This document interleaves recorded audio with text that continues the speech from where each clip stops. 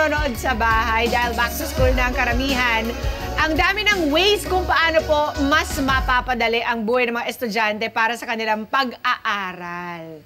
Kung dati, bawal po ang TikTok kapag school days, ngayon, laganap na po ang subject tutorial sa TikTok. Kaya dapat tingnan po natin, hindi naman natin kailangan ipagbawal ang TikTok kung ito naman ang pinapanood ng ating mga chikiting. Kaya naman kids and moms, kilalanin natin ang ating teacher for today.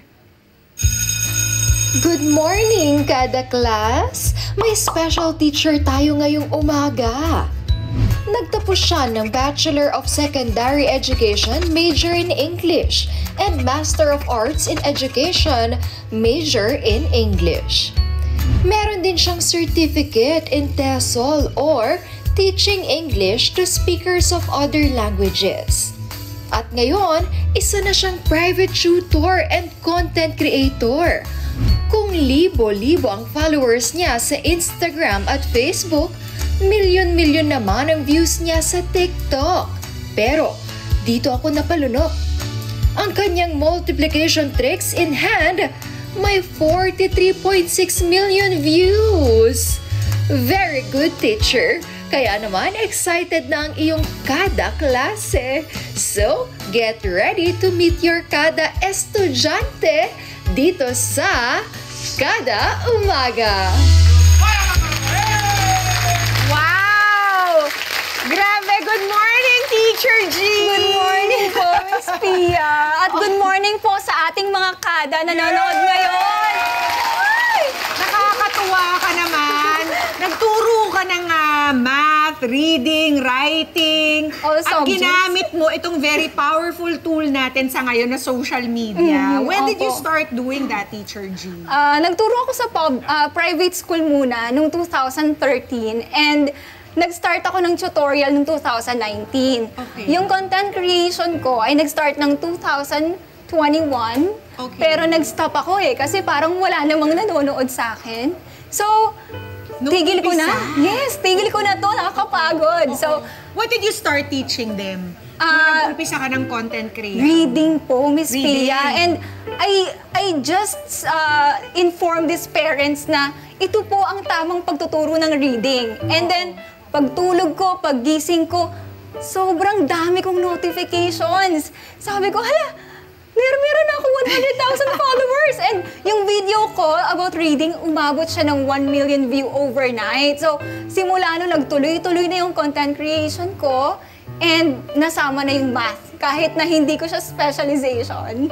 Ayun. So, inumpisahan mo sa reading. Ito yung hanggang ngayon, tumataas pa rin yung views, di ba? Yes Parang po. 56 million na siya. 52 million yung 52 math. million na.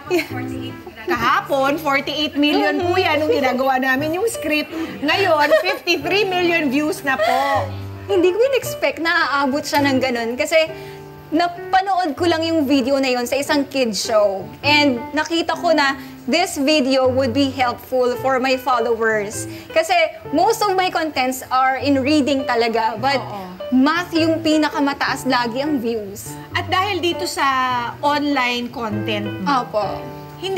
nag-quit ka rin sa pagtuturo sa physical school. Yes, Miss Pia. Kasi ang goal ko ay makapagpatayo ng sarili kong learning center. At kung ako ay employed po sa isang private school or public school, medyo mahihirapan akong i-achieve yung goal na yon. Oo. Pero, Teacher G, what made you start teaching people on your own time sa social media? 2019 po. Bakit? Bakit mo ginawa yun? Merong nag-push sa akin na isang tao na sabi niya mag-offer ka ng tutorial. Maraming mga bata dito ang nangangailangan ng tutor. Kasi yung mga estudyante po sa aming community ay mga students from Miriam and Ateneo and they need help sa kanilang studies. So medyo nahihiya pa ako nun kasi mula Kenya ako. Tapos nandito ako sa isang lugar sa Manila. Magtuturo ako ng mga students from big universities. Pero tinry ko ng isa. And then, after that one poster na nag-o-offer ako ng tutorial, sinabi nila na meron pa bang slot? And then sunod-sunod na po ang recommendation at hanggang ngayon meron po akong students na nasa waiting list kasi wala na po talaga akong ma-offer na Okay, available. so first, you slots have your ulit. online content sa Instagram at saka sa Facebook. Sa TikTok lang po talaga ako. Sa TikTok. Opo. Tapos, because of that, nagkaroon ka ngayon ng offers to tutor people one-on-one. Ganun po ba? Nagsimula na ako mag-tutor before. Oo. And then, whatever So, bali yung online content mo, mas dumami tuloy yung nagkagustong magpa-tutor Yes, sa'yo. opo. Sobrang dami po ngayon. Anong levels to, Teacher G? Lahat po ng levels ay nahahandle ko. But currently, meron akong grades 1 to 5 at grade 8. Ano sa kalimitan yung nakikita mong problema ng mga mag-aaral natin? Saan sila nahihirapan? Nahihirapan sila sa math and reading comprehension. Pero pinakamahirap pong ituro ang reading comprehension, Miss Pia. Kasi napansin ko po sa ating mga bata na mahihirapan silang intindihin ang kanilang binabasa kung meron silang poor language or background in language. Okay. Kasi kung hindi po nila naiintindihan ang binabasa nila or yung lengguwahe ng binabasa nila, Hindi po- nila maiintindihan, Yes, for example po, syempre. yung sentence before na pinabasa ko sa estudyante ko, the hag is in the den. Hindi niya alam kung ano yung hag, hindi niya alam kung ano yung den, hindi niya tuloy alam kung ano ba yung picture na mag-aakma doon sa pangungusap na binasa niya. So kung mababa ang background knowledge ng mga estudyante or yung language comprehension nila, mahihirapan sila kahit anong basa nila ng mga text na binibigay sa atin ng ating mga guro. Magkano naman po ang tutor fee? Actually po, ang tutorial fee ay nagba-vary depending on the number of sessions that you would like to avail or to have and pati na rin po sa subjects. Halimbawa, gusto mo math lang or gusto mo reading lang. Okay, magkano po yun? Yun po, pwedeng nasa 6,000 for 12 sessions. Pero kung per hour, nasa 500 to 700 per hour. Okay. Tapos, once a week po to. How often should it be? Halimbawa, often? per subject, how often should the tutorial sessions be? Para talagang makagawa ng difference dun sa buhay ng isang estudyante.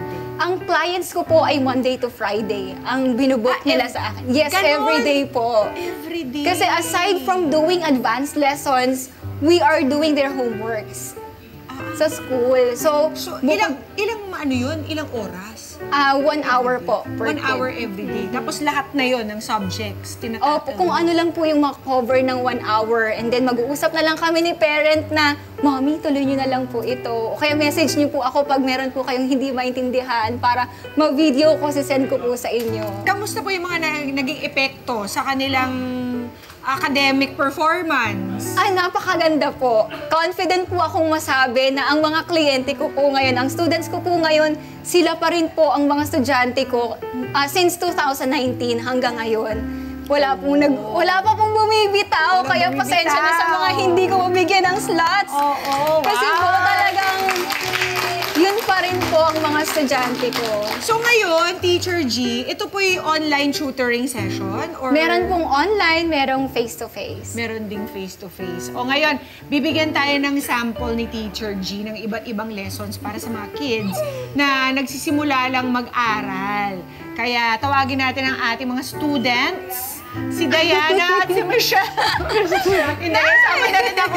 Sit-in tayo sa class ni Teacher sige G. po.